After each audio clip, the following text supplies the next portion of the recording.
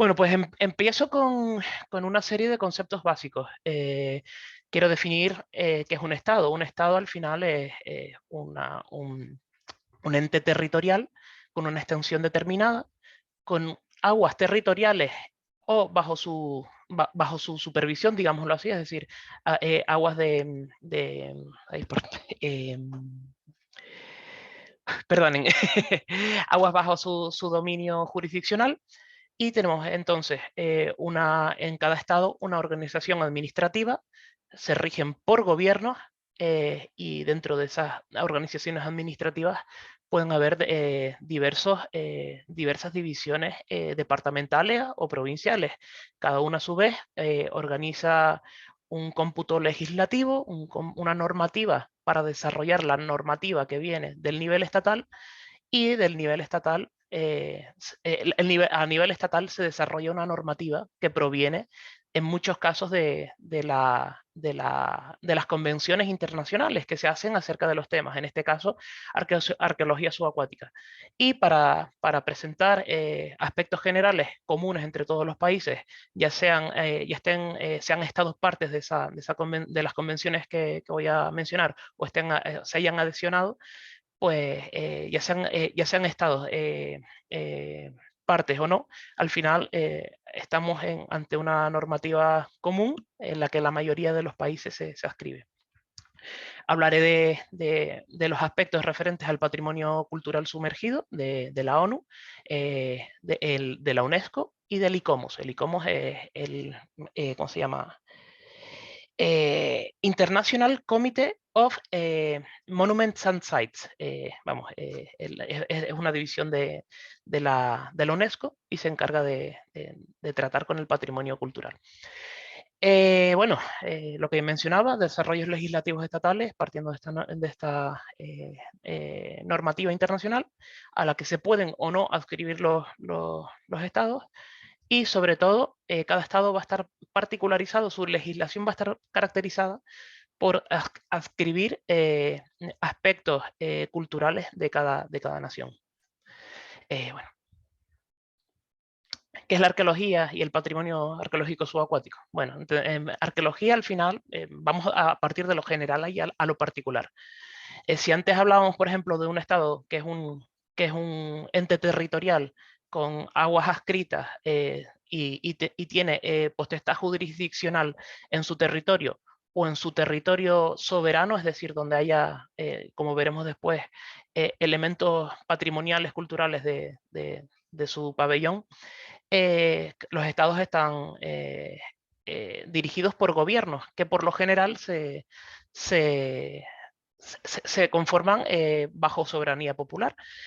Entonces, una de las cosas que para el discurso del webinar que quiero dejar clara es que es distinto un Estado a un gobierno, porque un Estado es un ente territorial con una población adscrita y un gobierno es, bajo unas ideas políticas, quien la dirige. Por la arqueología, al final, hay diversas definiciones, pero yo me he hecho una un poco particular y determino que la arqueología es aquella disciplina que se basa en el método científico, en el método arqueológico, para estudiar los elementos culturales del pasado provenientes de comunidades humanas, es decir, todo lo proveniente del ser humano que suponga una representación cultural de sus prácticas, de los procesos o acontecimientos que han acaecido, pues son vestigios arqueológicos. Veremos después que estará condicionado en el caso de ser subacuáticos por tener más de 100 años, y sobre todo el estudio arqueológico se basa en el estudio de la relación entre los artefactos, es decir, este material entre sí, y así ofrecer un discurso lo más veraz posible o lo más plausible posible, mejor dicho, para ofrecer un rigor histórico, es decir, para ofrecer un discurso histórico. El patrimonio subacuático, que no patrimonio cultural subacuático, básicamente hay que definirlo como patrimonio, es decir, un patrimonio es una propiedad, es algo material, material, bueno, puede ser intangible también, pero al final entendemos como patrimonio como algo que puede ser propiedad de alguien, sea de un colectivo, de un ente privado, público, de una persona. Y el patrimonio arqueológico subacuático pues, se compone de los vestigios materiales sumergidos en aguas de todo el mundo, sean marítimas o interiores, es decir, no tienen por qué ser solamente mares, pueden ser zonas lacustres, es decir, lagos, ríos, aguas interiores, cuevas sumergidas y entornos que antiguamente eran subacuáticos. En el caso de Tenerife tenemos un lugar que se llama la ciudad de San Cristóbal de la Laguna, a la que había, que se construyó junto a una laguna propiamente dicha, y de encontrarse en la zona que ocupaba esa laguna, de encontrarse ahí material arqueológico, aunque actualmente esté desecada y haya construcciones encima, tal vez se pueda aplicar la metodología arqueológica subacuática a su estudio. Bueno, y básicamente podemos encontrar todo tipo de patrimonio entre el patrimonio arqueológico subacuático, pero está caracterizado por estas condiciones físicas de donde se encuentra o donde se ha encontrado. Básicamente hemos de entender que el patrimonio, al ser material, tiene un uso, una función, puede estar asociado a un culto, puede estar asociado a un sentimiento, a un procedimiento, a algo que vincule una práctica que no tiene que ser simplemente una función, vinculado a unas prácticas humanas. Por lo tanto, el patrimonio material determinado como arqueológico pasa a adquirir un concepto de cultural, es decir, ya no solo el patrimonio material, sino que tenemos patrimonio cultural por todo ese valor intrínseco que lleva asociado. Y bueno, sobre el patrimonio cultural subacuático hay mucho tipo de patrimonio, como ya he dicho eso, pero vamos a estudiar específicamente la estrella del patrimonio, que son los pecios. Pecio, pronuncio para quien sea de la península en España, que el resto de Latinoamérica me entenderá mejor, pero entendemos como pecio al barco hundido, a la nave o aeronave hundida y a su cargamento, aunque esté desperdigado por el fondo oceánico. Por excelencia es el mayor representante del patrimonio y es el más llamativo y el que más polémica suscita a la hora de tratar con él. Sobre todo es uno de los elementos más llamativos para explicar el método y explicar el método y los acuerdos internacionales que se han llevado a cabo. Es decir, tenemos el pecio como punto de disputa para que haya concordancia ante la discordancia de los estados. Bueno, pues al final, institucionalmente, lo voy a leer un momentito para decir, a nivel internacional, el patrimonio cultural subacuático implica una serie de aspectos comunes que son reconocidos jurídicamente por los estados adscritos a los convenios que ahora se mencionan. En primer lugar, la Convención de las Naciones Unidas sobre los Derechos del Mar de 1982 de Montego Bay. En segundo lugar, bueno, ahora explicaré pormenorizadamente cada aspecto relativo al patrimonio sumergido de cada convención. El ICOMOS, en 1996, en la Carta de Sofía sobre la protección y gestión del patrimonio cultural subacuático, establece una serie de normas y una serie de preceptos para la conservación, preservación, estudio, investigación a mayor amplitud, protección y difusión del patrimonio arqueológico sumergido. Y en 2001 pasamos un poco más que de tratar el patrimonio material a tratar los aspectos jurídicos internacionales que pueden incidir sobre él. Y tenemos la Convención sobre la protección del patrimonio arqueológico subacuático de 2001 de la UNESCO en París. En primer lugar, y ya no solo en el eje cronológico, la Convención de las Naciones Unidas sobre los Derechos del Mar tiene en su artículo 49, yo creo que es el artículo sobre el que gira toda la normativa internacional, o prácticamente toda la normativa internacional relativa al tema que vamos a estudiar. Lo leo textualmente: objetos arqueológicos e históricos. Todos los objetos de carácter arqueológico e histórico hallados en la zona, es decir, ya sea aguas jurisdiccionales o territoriales de un país, serán conservados o se dispondrá de ellos en beneficio de toda la humanidad. Entendemos que la humanidad es la verdadera propietaria del patrimonio arqueológico subacuático, aunque sean determinados estados los que lo gestionen por su soberanía, tanto jurisdiccional como territorial, teniendo particularmente en cuenta los derechos preferentes del Estado o país de origen, del Estado de origen cultural o del Estado de origen histórico y arqueológico. Es decir, si tenemos una campaña comercial, los precios asociados a esa campaña comercial, por lo general, deberían pertenecer a la institución que organizó esa expedición comercial y a los armadores privados que participaban económicamente en ella. De todas maneras, esto es un tema que ahora voy a explicar mucho mejor con el ejemplo que daré. Tenemos otra referencia. El artículo 303 hace referencia a los objetos arqueológicos e históricos hallados en el mar. Lo leo también textualmente para explicar bien pormenorizadamente cada aspecto. Los estados tienen la obligación de proteger los objetos de carácter arqueológico e histórico hallados en el mar y cooperarán a tal efecto. En primer lugar, estamos ante una cooperación internacional. Aquí es donde vemos el principal hito de una convención, cooperar entre estados. Al final, precisamente, y veremos a lo largo del desarrollo de la conferencia, que lo que se intenta es llegar a consenso y que toda la ciudadanía pueda disfrutar de su patrimonio y sobre todo aprender de él. Y ¿por qué no decirlo? Obtener beneficios económicos de los productos derivados de su investigación, que no es lo mismo que vender el patrimonio. A fin de fiscalizar el tráfico de tales objetos, hablamos del año 1982, de una nomenclatura un tanto distinta a los tiempos que corren hoy en día y a unas preocupaciones distintas a las que tenemos hoy en día, aparte de los conocimientos que también son distintos. El Estado ribereño, al aplicar el artículo 33, podrá presumir que la remoción de aquellos fondos marinos de la zona a que se refiere en ese artículo, sin su autorización, constituye una infracción cometida en su territorio o en su mar territorial de las leyes y reglamentos mencionados en dicho artículo. Por lo tanto, los estados, si son territoriales, si es un dominio territorial de un estado adscrito a la convención, este Estado velará por la seguridad y protección del patrimonio. Si se trata de aguas internacionales sobre la que no haya una dependencia de exclusividad económica, al final es el Estado de soberanía de origen el que ejerce, en términos generales, la potestad de protección y actuación sobre ese patrimonio. Nada de lo dispuesto en el artículo afectará a los derechos de los propietarios identificables, a las normas sobre salvamento, esto es una cosa que quiero dejar bien clara, u otras normas de derecho marítimo o a las leyes y prácticas en materia de intercambios culturales.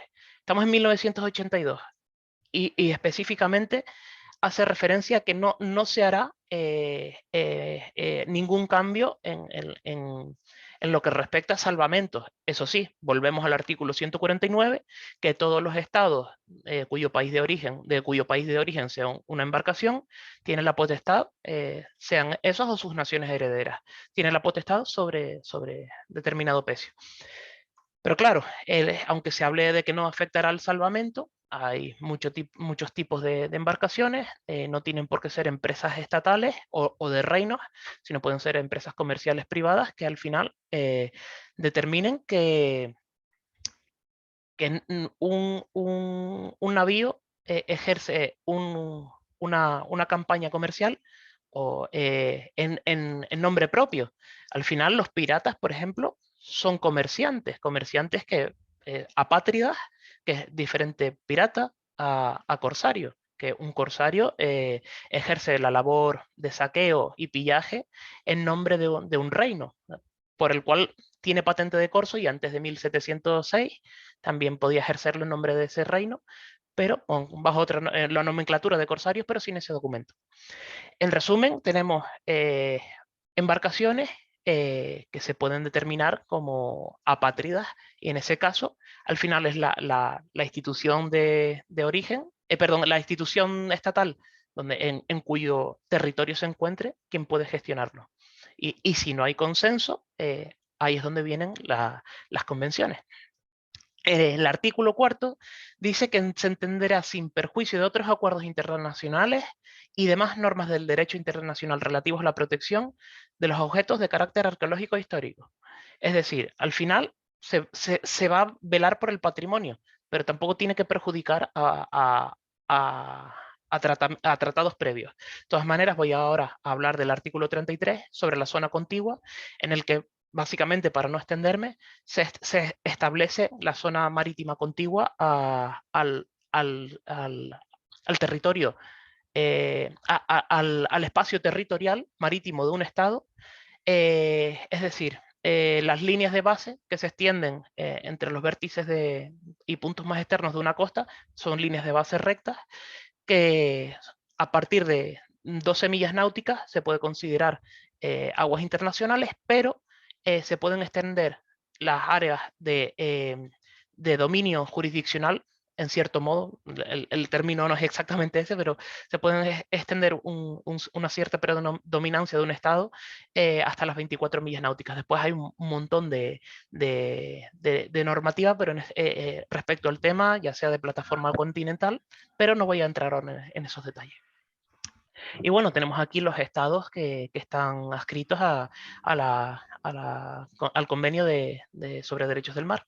Tenemos estados que han firmado y ratificado los convenios, estados que lo han firmado, es decir, con una predisposición a aceptarlos, pero no los han hecho, no tienen en este momento un contrato vinculante que podría significar, la adhesión a esos convenios. Y bueno, después hay estados que no se han adscrito a la convención. En segundo lugar, tenemos la Carta Internacional sobre la protección del patrimonio, protección y gestión del patrimonio cultural subacuático de la ICOMOS en Sofía en 1996. Resumo los 15 artículos que definen una normativa para tratar con el patrimonio en 5 epígrafes. La conservación prioritaria del patrimonio es in situ, es decir, si un patrimonio está bien donde ha estado durante 2000 años, 500 años, X años, al final, donde mejor se va a conservar es donde se ha estado hasta ahora, ya que las condiciones físico-químicas del entorno en el que se encuentra han hecho que el material se haya adaptado a las mismas. Y por lo tanto, el cambiarlo sin un control efectivo, el cambiarlo de estado, al final acaba en su deterioro y su irremediable pérdida, a corto, medio y largo plazo.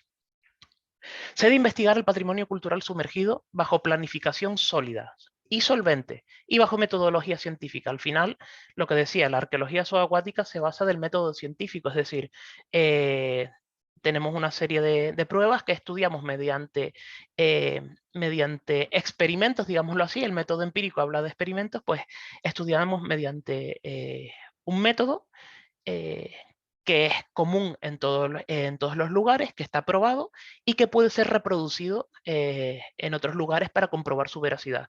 Y por lo tanto, después de ello, ofrecemos un discurso acorde a los resultados.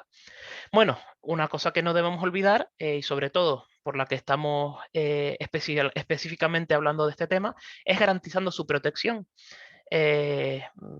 Lo veremos después y ya al final podrá intervenir quien quiera, pero hemos visto auténticos destrozos en el patrimonio simplemente por querer recuperar restos, y ya no me refiero a cargamentos de valor económico, sino simplemente por actuaciones indebidas sobre el patrimonio, que al final lo que han hecho es que se pierde irremediablemente una información y un vínculo cultural y emocional y espiritual en muchas ocasiones de ese patrimonio.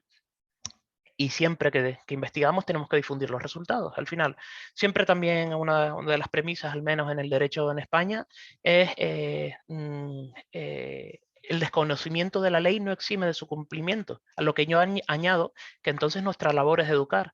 Y así, si educamos ya no solo en materia histórica a la población, a la ciudadanía, y hacemos que toda la ciudadanía para la que trabajamos al final y al cabo intervenga, ya no solo a nivel legislativo o normativo, a nivel didáctico también tenemos que hacer llegar todo este tema. Y sobre todo, al final el patrimonio se vincula con una identidad, sea colectiva, sea común entre los países, o sea representando las características propias de un estado o provincia, departamento específico. Y sobre todo, se promueve la cooperación internacional. En la Convención de 2001 sobre la protección del patrimonio cultural subacuático tenemos otra serie de preceptos.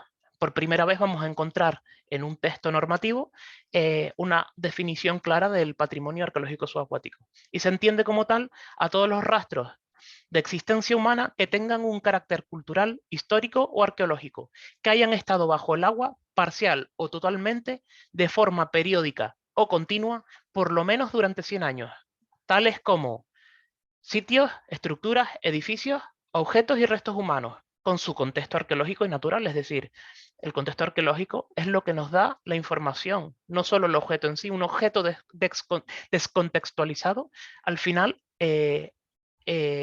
pierde todo el valor patrimonial que tenía, porque el valor del conjunto es el que prima para la representación identitaria. Es decir, tenemos un puzzle de 2000 piezas y perdemos 3 piezas, porque alguien se las ha llevado, porque alguien las ha perdido o porque no han venido a la caja. Por lo tanto, el puzzle se queda incompleto y es un fastidio al final para tenerlo en casa. Estas piezas no se pueden reponer. Se puede interpretar que había, pero no se pueden reponer. Y esto supone un gran daño para el patrimonio, es decir, la preservación in situ y sobre todo en mantener el conjunto de los elementos arqueológicos en su relación física entre sí, es lo que prima.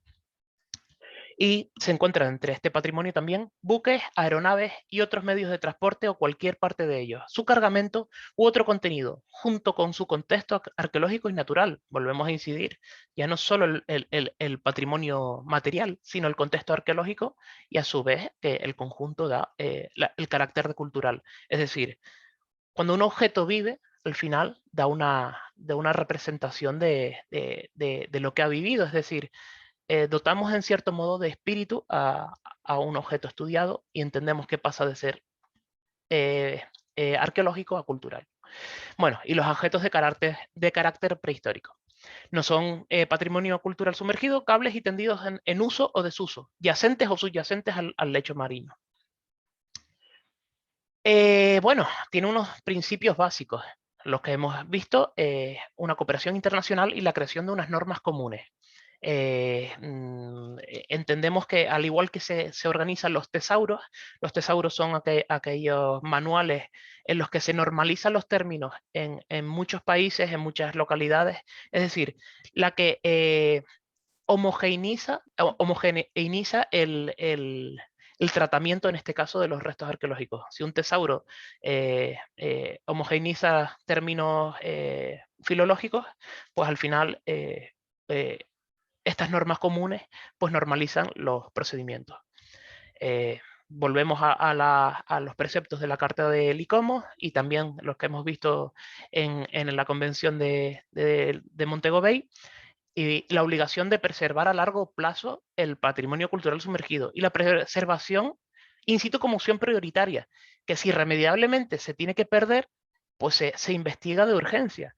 Si se tiene que perder pues por obras necesarias o porque se va a perder un entorno arqueológico, pues se hace una excavación de urgencia, se documenta todo lo que hay e irremediablemente se pierde. El método arqueológico al final, aunque recojamos todo el procedimiento, también es destructivo, que menos que dejarnos documentar el patrimonio arqueológico si se va a destruir de una u otra manera, por lo menos que se conozca, que se entienda.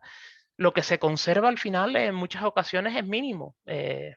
Muchas veces gran parte del patrimonio, precisamente una de las cosas que se dice por las que hay que conservarlo in situ, es porque no se dispone de las infraestructuras necesarias para su protección. Yo hablo de los almacenes del Museo Arqueológico de Tenerife y al final están desbordados, tienen una cantidad enorme de material que aunque lo estén protegiendo, es más de lo que pueden soportar la capacidad técnica del personal. Y aparte, si supone un coste económico, pues al final volvemos a que la preservación in situ es la opción prioritaria. La no explotación comercial del patrimonio y su prevención, es decir, los estados se han de preocupar por la protección y prevenir la explotación comercial, que como dije antes no tiene por qué significar que no se pueden explotar los resultados, productos y servicios derivados de la investigación. Al final hay que economizar. La gente piensa, los arqueólogos, no, me van a parar la obra o quieren hacer esto para sacralizar el entorno y que no se puede hacer. Nosotros tenemos que vivir, al final no queremos parar el desarrollo económico. Por lo tanto, lo que sí queremos hacer es obtener la información y rescatar lo que se pueda para el beneficio de la humanidad, sea quien lo administre, y después ya que se continúe con el devenir económico y urbanístico, por así decirlo, de los lugares. El convenio no modificará las soberanías estatales sobre los restos arqueológicos y nada en esta convención se usará para rebatir esa soberanía. La realidad exacta no es esta. De todas maneras, ahí es donde entran en vigor las partes más sociales de la cooperación internacional.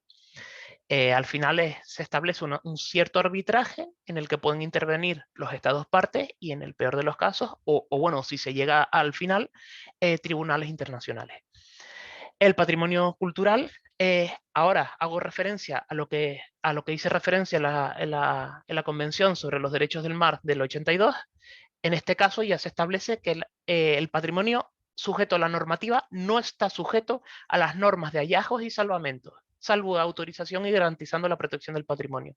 Básicamente intentamos evitar los atropellos como se han hecho en las costas del Golfo de México, como se han hecho en las costas del sur de España y de Portugal, específicamente con la recuperación desastrosa de objetos sueltos de Nuestra Señora de Atocha por Mel Fisher en los años 70, que fue un auténtico atropello contra el patrimonio y un expolio de una tumba ya no solo de Estado, sino de civiles y soldados, y también de la fragata Nuestra Señora de las Mercedes, en la que se extrajo sin orden ni concierto una cantidad de monedas de plata enorme, unas pocas monedas de oro y destruyeron el yacimiento entero. Repitiendo que son tumbas y tienen un valor de conocimiento importante, aparte de lo que puede suponer para la ciudadanía, ¿sabes? No es simplemente un valor físico. Sé que soy a lo mejor un tanto pesado, pero quiero incidir en la importancia de ese valor identitario y comunitario y sobre todo espiritual, es decir, ese valor cultural que se le da a los vestigios del pasado. Y bueno, y un buque de Estado hundido pertenece al Estado o Estado heredero del pabellón que enarbolase en el momento de su hundimiento. Es decir, si un barco voy a poner el ejemplo que me queda más a mano. Si un barco español se hunde, la soberanía de ese barco, sea en aguas territoriales españolas o en aguas jurisdiccionales españolas, es decir, en el área en el que se encuentre ese barco, aunque sean aguas de terceros países, por norma general, se trata de un buque de Estado español. Si el buque de Estado, por ejemplo, Batalla de Trafalgar, el buque insignia de Napoleón, el Bucentaure, lo capturan los ingleses y se hunde en el tránsito hacia la bahía de Cádiz. Ese buque de Estado ha pasado por captura y botín de guerra a ser un buque inglés. Se hunde y aunque esté en aguas territoriales españolas, se trata de un buque de Estado inglés. Al final tenemos una serie de normativas a la que hay que atender, ya no solo bajo la normativa actual, hay que hacer caso a las leyes vigentes en aquel entonces. Aún así, de todas maneras lo explicaré ahora, que el carácter retroactivo, bajo mi percepción, no es correcto en estos casos. Bueno, repito que la convención también, al igual que la Carta de la ICOMOS, la ha reducido en unos cuantos epígrafes porque si no sería inviable hablarlo en este ratito. Un Estado parte de la convención tiene derecho a permitir, prohibir o coordinar una acción conjunta sobre el patrimonio propio o extranjero, pero ojo, para preservar sus derechos de soberanía y su protección. Es decir, un Estado que forme parte de la convención está obligado a proteger su patrimonio y el de terceros países. De hecho, esto se cumple siguiendo lo estipulado en el artículo 149 que mencionaba al principio de la Convención de Montego Bay. Y cada Estado parte tiene potestad punitiva, es decir, tiene capacidad de sancionar los delitos y daños que se hagan sobre su patrimonio cultural sumergido, aún en aguas territoriales o de influencia de terceros países, es decir, aguas del Estado territoriales o jurisdiccionales. Yo siento a lo mejor ser demasiado, incidir demasiado, pero quiero que quede bien claro esa diferencia entre agua territorial, en la que la soberanía de un Estado se ejerce por su propia geografía, y aguas jurisdiccionales, en la que la soberanía del Estado se ejerce por el patrimonio, que en este caso se encuentra en aguas internacionales o de terceros países. Cada Estado parte se debe encargar de difundir, divulgar el conocimiento, informar a investigadores y dotar a las administraciones públicas de personal competente. Bueno, es algo que en la mayoría de los estados, al menos, aunque se tengan en muchos niveles administrativos, ya no me refiero a geográficos administrativos, a nivel estatal pueden haber medios disponibles, personal disponible. A nivel autonómico o provincial o departamental, según el país en el que nos encontremos, se puede también tener de esa dotación o no. Y a nivel local, pues muchas veces se carece de personal formado para gestionar este tipo de patrimonio, que en realidad es mucho. Bueno, básicamente lo que comentaba, si no se llega a consenso, que es el objeto de las convenciones, la disparidad de criterios sobre la potestad del patrimonio cultural sumergido se resolverá en última instancia bajo los preceptos del artículo 287 de Montego Bay. Básicamente, tribunales internacionales, intermediación de terceros países, etcétera, etcétera, que no voy a entrar en detalle ahora. Y bueno, y se establece una normativa procesal asociada, derivada, básicamente una copia en el anexo de la convención, un anexo con la normativa del ICOMOS de 1996. Y bueno, vamos a poner el famoso caso que ya dio polémica hace unos años. Durante varios periodos de tiempo ha supuesto polémica en sendos países, ya no solamente en España y Colombia, sino en todos los países de Latinoamérica, y bueno, y también en los que ha intervenido numeroso personal con extranjeros, y ya no solo hablamos de estados, sino particulares y empresas con objetivos económicos de su explotación. Su explotación, de hecho, inviable, que básicamente, si no se hace correctamente y por lo que supone la metodología que proponen, pues al final supondrá una mala praxis. Voy a intentar no extenderme demasiado. Así que, bueno, tenemos el caso de San José. Se trata de un galeón capitana, es decir, las flotas de Indias, es decir, las flotas comerciales que iban entre América, bueno, también por el Pacífico hacia Manila, pero no se llamaban flotas de Indias. Tenemos la ruta del galeón de Manila, y en el lado Atlántico tenemos las flotas de Indias, que pueden ser de Nueva España, tierra firme, armadas, que son la parte armada o las flotas propiamente artilladas y pertrechadas, propiamente dicho, para la guerra y la protección de esos convoyes. Y tenemos, bueno, principalmente la de Nueva España, aunque después hay otras más, pero bueno, la de Nueva España y la de tierra firme. Y la de tierra firme es la que vamos a tratar. El barco se hundió por un ataque inglés en un combate en la noche del 8 al 9 de junio de 1708, entre la isla de Barú y Cartagena de Indias. Y su puerto de salida, Portobelo. Portobelo porque ya había hecho la ruta que le correspondía en el Caribe y se dirigiría a Cartagena. En Cartagena tomaría los productos e intercambiaría productos y mercaderías que estableciesen tanto la corona como los navíos mercantes y comerciantes particulares.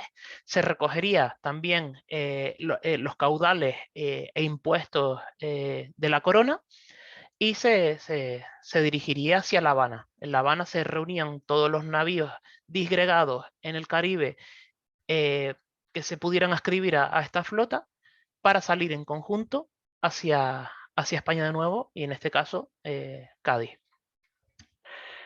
Bien, aquí es donde le digo que voy a posicionarme un poco. Estoy abierto a todas las opiniones, a todas las ideas, pero mi opinión particular es que el galeón pertenece a España. Eso sí, que pertenezca a España no significa que tengamos la potestad absoluta sobre el galeón.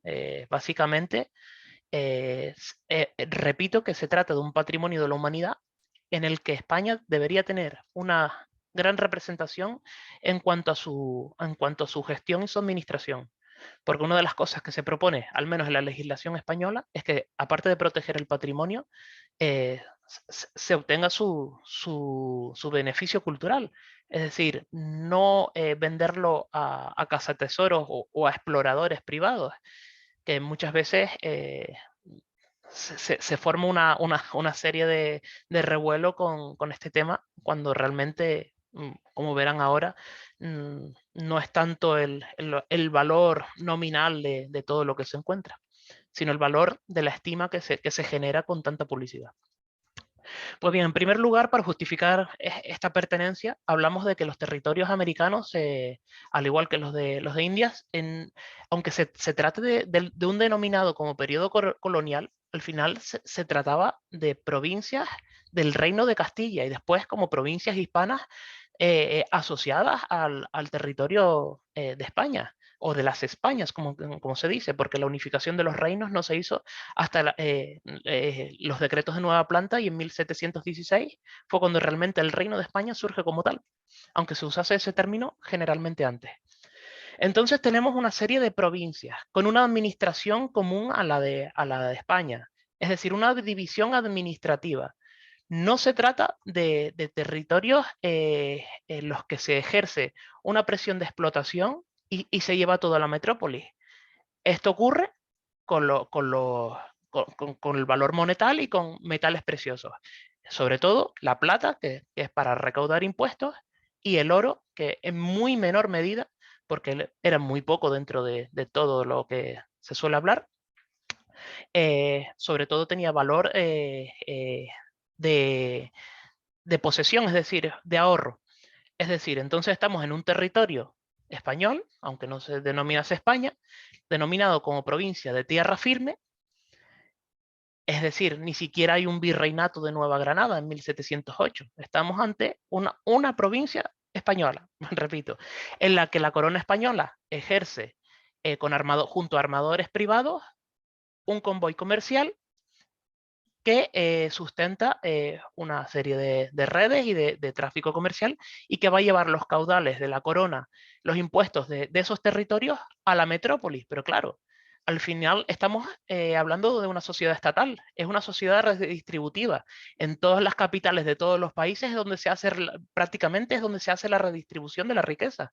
Los ministerios están en las capitales, los pagos se hacen a través del ministerio centralizado, que ejerce su soberanía administrativa a través de instituciones similares en otros territorios.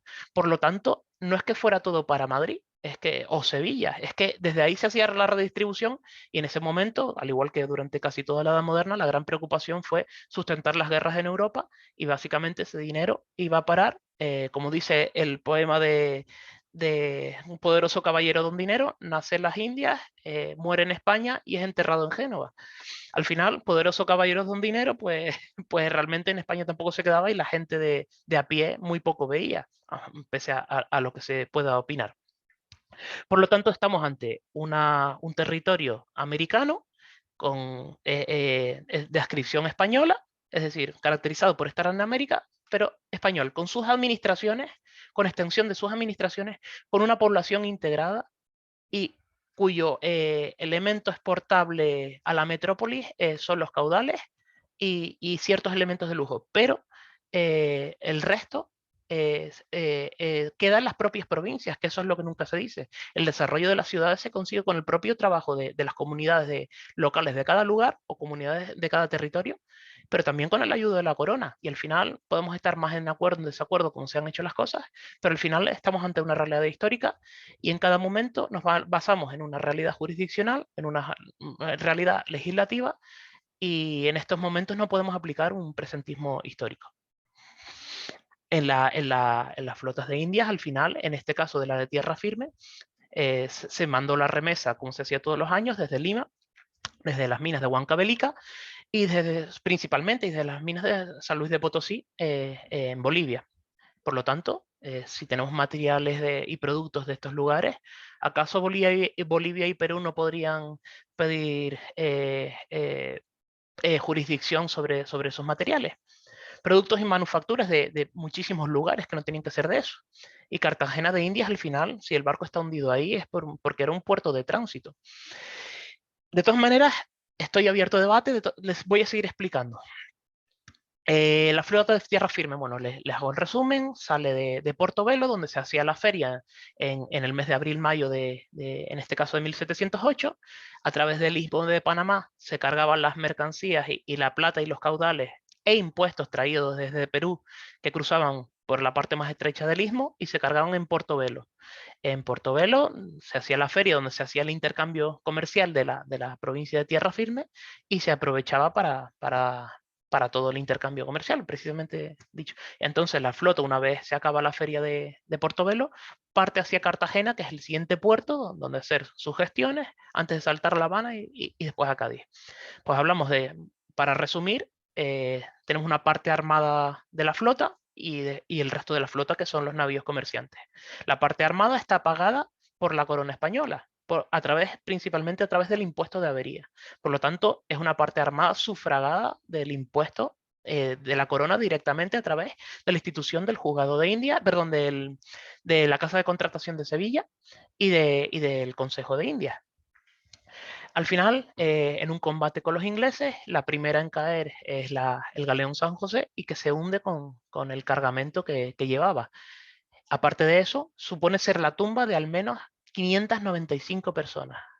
Esto significa que es una tumba ya no solo de soldados que andaban batallando en el galeón, es que había tripulación, había pasajeros, había gente que volvía a España, gente que emigraba de un lado a otro dentro de los propios territorios americanos y tenemos una serie de consideraciones que no se pueden simplificar simplemente con el cargamento de oro, que es lo que normalmente se ve.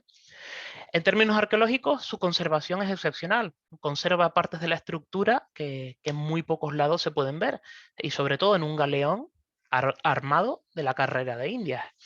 Y según se escribe, mira, voy a decir este dato específico, he ido a la Wikipedia porque es a la fuente a la que todo el mundo recurre, y dice que el valor nominal de todo el cargamento eran 11 millones de pesos, es decir, 11 millones de reales de A8. Yo no sé en qué se basan para decir esa cantidad. Yo no sé en qué se basan para hacer la estima que el valor actual será de 10.000 millones de dólares. La verdad es que para mí eso no tiene sustento. El sustento que puede tener es el interés que tuvo, al igual que la empresa Odyssey, con el caso de Nuestra Señora de las Mercedes, en las que especuló de tal manera con el hallazgo y su tratamiento, que salió a bolsa, se vendió por 500 millones de dólares y el valor nominal de lo que había sacado, aparte de haber hecho un destrozo enorme, es ínfimo. Por lo tanto, pese a ser verdad, a ser plausible, ¿qué significa? En primer lugar, sobre los cargamentos, es difícil, aunque tiene que estar documentado en algún sitio, y los documentos estar desperdigados, hemos de atender a que el cargamento, el archivo de Cartagena, como me dijo un amigo del máster, fue quemado y destruido en la independencia de la Gran Colombia. Y los últimos registros fueron hechos en Portobelo. Al final, muchos de los documentos están disgregados entre territorios americanos y el Archivo General de Indias. Que los cargamentos, sobre todo los galeones Capitán y Almiranta, iban registrados, por supuesto, y sobre todo los de estos dos navíos venían determinados al detalle. Y pongamos que es plausible que el cargamento en monedas de plata, es decir, el caudal de impuestos y de monedas de tráfico comercial, ya no intercambio mercantil, sino tráfico comercial, que son las monedas de plata, es decir, los pesos, que es decir, son los reales de A8, vamos a entender que, como dicen esas fuentes, son 7 millones. Claro, una vez se hunde el navío, se empieza a deteriorar la plata De hecho, las monedas, como ven en el caso también de Nuestra Señora de las Mercedes, se empieza a concrecionar, se empieza a corrosionar, se empieza a perder y el valor nominal de poderse salvar es el valor nominal de la plata. Por lo tanto, estamos ante una estimación de 189.000 kilos de plata. Esto el cálculo lo hice por encima el otro día, atendiendo el peso del real de A8 en ese momento, que vienen a ser 6.666 onzas, que el valor nominal actual de la plata son 143.000 euros. O sea, a lo mejor en torno a 150, 160.000 dólares estadounidenses. ¿Entienden a lo que me refiero? Realmente tenemos unos intereses económicos, una estrategia geopolítica, una estrategia tanto identitaria como de intereses comerciales y después tenemos una realidad histórica. Ejemplo que siempre pongo. Muy por encima también calculado, la chatarra del acero y elementos de otros materiales, sea bronce, sea cobre del cableado o sea de otros elementos que tiene el acorazado Arizona en Pearl Harbor, puede rondar los 3 millones de euros solamente en chatarra. A que nadie toque una tumba de Estado estadounidense. Realmente hay que pensar cuando hablamos de una cosa o de otra a quién estamos afectando y sobre todo el misticismo que hay sobre ciertas historias. Por otro lado, las pertenencias privadas que se hundieron en el barco, que se pueden asociar con la gente, está documentalmente probado, son propiedad de sus herederos. Son bienes de difuntos, es decir, está estipulado como bienes de difuntos tanto los pagos que se le deben a esa persona que trabaja en la flota, como los que llevaban y portaban en sus enseres personales. Es decir, estamos ante gran parte del material que encontramos en los galeones o en cualquier embarcación hundida, son propiedad del propio fallecido y cuyo derecho reside hoy en sus herederos. El hundimiento del galeón San José, pues es que en realidad, bueno, perdonen, pero es que quiero expresar de forma clara que al final vuelvo a incidir a que se trata de un patrimonio de la humanidad. Y la gestión estatal, mientras sea neutral y apolítica, me parece bien. Pero cuando hay intereses detrás es cuando realmente encontramos problemas, porque si al final la ciudadanía de sendos países es la propietaria del patrimonio, no parece correcto que una empresa privada se pueda llevar los beneficios, que no son tantos, del expolio de un galeón. Realmente los vídeos difundidos por el National Geographic, salen unas monedas de oro que hay bajo uno de los cañones. El barco mide 40 metros y estamos hablando de una zona de pocos decímetros cuadrados, pero nadie se da cuenta que al lado de las pocas monedas de oro, que en relación podían ser, no puedo estimar qué cantidad de monedas de oro eran exactamente, pero menos del 1% de las de plata, vamos, y menos del 0,01 de las de plata. Aunque su valor en aquel entonces pudiera corresponder a los reales de A8, no tiene por qué significar que sean monedas del mismo tamaño que los reales de A8, sino pesar a lo mejor la centésima parte de lo que pesa un real de A8, ya que su valor residía en su peso y en su pureza. Por lo tanto, ya que se trataba de bienes, sobre todo de ahorro y de prevención económica, en muchos casos bienes personales, pues tenemos que las monedas de oro son o de particulares o son de la corona, pero son muy pocas. Barras de oro, muy pocas también. Suele ser oro en pasta, que tampoco son las cantidades exageradas que se mencionan.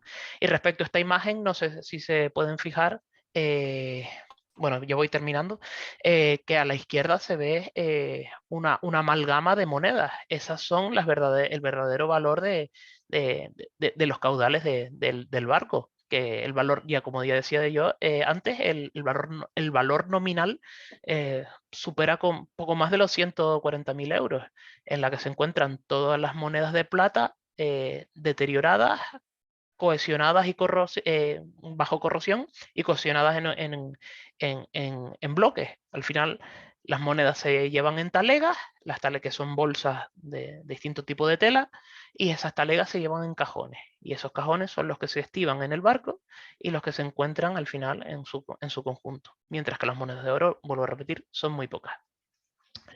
La artillería de bronce. se puede escribir, es decir, podemos decir que su verdadero dueño es la Real Fundición de Sevilla, que son como asentistas, es decir, contratistas de la corona, quienes fabricaban la artillería y quienes con su propio dinero fabricaban la artillería. Al final eran empresas privadas contratadas por la corona, es que tampoco pertenecían a la corona española. Un asentista era una empresa privada que trabajaba bajo un contrato público para la corona. Entonces, si todo el cargamento y sus propietarios tiene, es decir, todo el cargamento y gran parte de los elementos tiene sus propietarios, porque no se trata de igual manera el barco que cuando se trata de un patrimonio determinado de una persona. ¿Acaso una armada o una flota como empresa estatal o de un reino no está sufragada por armadores y oficiales? Bueno, pues al final el hundimiento es lo que decía, 595 personas, perdón, no, perdón, la potestad, lo siento, que se me fue para detrás. La potestad, pues realmente tenemos si una carga de particulares y ya había abusos habilitados por la corona desde el siglo finales del siglo XVI y en el siglo XVII ya había buceadores habilitados por el reino para recuperar cargamentos, tanto entendamos como públicos, ya sean de la corona, como privados. Y si está recogido en la legislación y la normativa del momento que ese cargamento se puede devolver a sus dueños, porque las leyes a día de hoy tienen que ser de carácter retroactivo. Esto es un poco abriendo un poco a debate, a lo que quieran opinar, simplemente no decir esto es de España, esto es de Colombia, esto es de tal. Es que hay mucha gente con competencias y hay muchos sentimientos vinculados a ello también. Y ante una disparidad de opiniones, bueno, al final las convenciones sirven para esto, para intermediar, para tener un texto regulador para poder intermediar entre las naciones y sus ciudadanías. Al final, bueno, pues lo que les decía, vemos estos intereses por el empuje, por aspectos políticos, aspectos económicos que, que hacen que el valor real del material que se encuentra en el barco se dispare solamente por la especulación y la estima que se hace con la publicidad que se le da, por el misticismo de los galeones, y que realmente no es tanto. Y realmente lo que quieren es hacer una serie una publicidad exagerada para que después poder vender los productos de esas empresas. Y bueno, por lo menos sí es verdad que los cuerpos y fuerzas de seguridad del Estado y la Armada, tanto española como la colombiana, tengo constancia de que sí tienen buena predisposición de llegar a un buen consenso.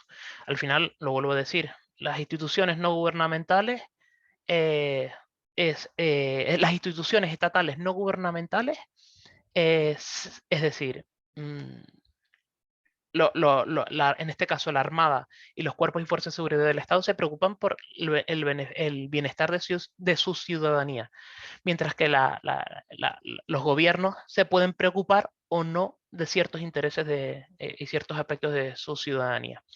Por lo tanto, creo que una institución estatal respalde un pacto de convivencia, como quien dice, es algo positivo y que ambas partes o sendas partes, si integramos a más propietarios de terceros países, gestionen el tema. Y bueno, las conclusiones. Las leo un poco para no extenderme demasiado, que ya voy pillado de tiempo. Los estados son soberanos de sus aguas, tanto territoriales como jurisdiccionales, y se debe llegar a un consenso de paridad por el bien de sus ciudadanos. Al final, sea el gobierno que sea, gobiernan un estado y esos estados tienen que velar por el interés de sus integrantes. La normativa internacional es una herramienta, aunque se use con fines políticos, pero debe estar al servicio de la ciudadanía. Ante una disparidad de opiniones, encontramos los cómputos legislativos y realidades históricas que pueden avalar la elaboración de un discurso histórico que justifique la potestad, propiedad o no de un determinado patrimonio. La arqueología, que quede bien claro, se basa en el método científico y en el caso de excavar se hace de manera respetuosa. No es interés de la arqueología detener el desarrollo económico. Si se encuentra un barco en un puerto, no queremos parar el mundo porque se ha encontrado un barco, ¿no? Que se estudie y se retire es lo que toca. y que se siga construyendo. Es que al final no podemos detener el transcurso de la economía ni del desarrollo socioeconómico, pero sí podemos incidir en que se pueden hacer las cosas de distintas maneras. El misticismo romántico de los tesoros españoles y el vicio por el oro, esa, ese afán por las monedas de oro, por los lingotes, por el oro amarillo, con un brillo tenue, o sea, al final son aspectos socioculturales que determinan a un material que tiene sus funciones, pues determinan un valor añadido con creces, y que en estos casos se usa para obtener los resultados de unos objetivos predispuestos. Y bueno, hay que tener mucho cuidado con el interés de los proyectos explosivos que generen una gran cantidad de riqueza y no una riqueza social para la ciudadanía a largo plazo, porque ya como ya hemos visto, no hace falta entrar más en detalle, la economía es muy volátil, lo hemos vivido en sendas crisis, lo hemos vivido a lo largo del siglo XX, XXI, de toda la historia, y específicamente ahora se está notando que la economía es muy volátil, y lo que considero que debe ser la humanidad, ya no solo por proteger para la posteridad el patrimonio, es saber gestionarlo y gestionarlo como recurso económico y cultural para la ciudadanía de cada lugar y la ciudadanía en conjunto. Y bueno, y esto ya lo digo como puntualización personal, que de hecho me dijo Antonio Padrón, dice que se puede hablar de regla del trato no más favorable. Los estados que no firman los convenios internacionales deben de estar dispuestos a que su patrimonio en aguas de terceros países reciba el mismo trato. Así que bueno, yo espero que les haya gustado, no haberme extendido demasiado, no haberme liado demasiado y que hayan disfrutado y aprendido. Bueno, muchísimas gracias y bueno, cualquier pregunta que tengan, pues estoy dispuesto a responder. Gracias.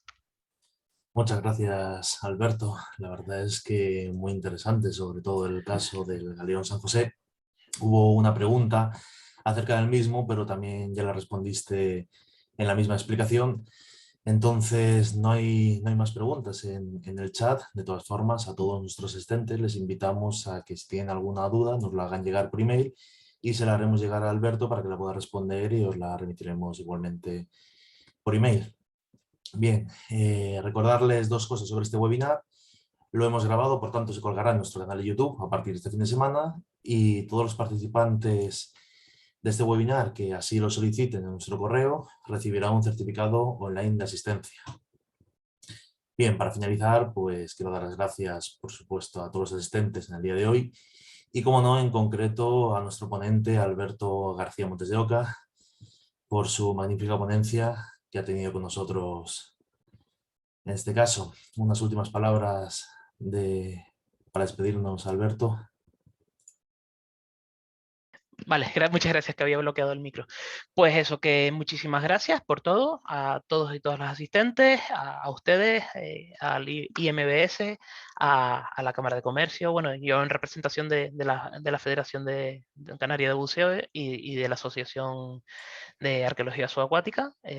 Muchísimas gracias, la verdad que para mí ha sido un placer, sobre todo que la gente vea lo que no venden los medios de comunicación, sino realidades que hay detrás y sobre todo los beneficios culturales y por qué no decirlo, económicos, que puede suponer una buena gestión de un procedimiento arqueológico bien llevado, es decir, planes de gestión económica que pueden dar beneficio a comunidades locales, a estados en particular, a estados en conjunto y que haya una cohesión, porque al final, si todos hemos sido ciudadanos o nuestros antepasados de otros territorios, al final todos somos herederos del patrimonio de todos los lugares. Y a lo mejor poner etiquetas de propiedad sobre las cosas es lo que nos distancia. Realmente creo que se puede hacer una cosa en conjunto y tener beneficios sostenibles y sobre todo a largo plazo para todos y poder disfrutarlo. Así que nada, muchísimas gracias Gracias, Alberto. Bueno, por supuesto, tampoco nos olvidamos, queremos también dar las gracias por su colaboración a la Cámara Oficial de Comercio, Industria, Servicios y Navegación de Santa Cruz de Tenerife. Y nada más, esto es todo por hoy. En nombre de todo el equipo de IMBS, gracias a todos por vuestra asistencia. Un saludo de quien nos habla y nos vemos en el próximo webinar. Adiós.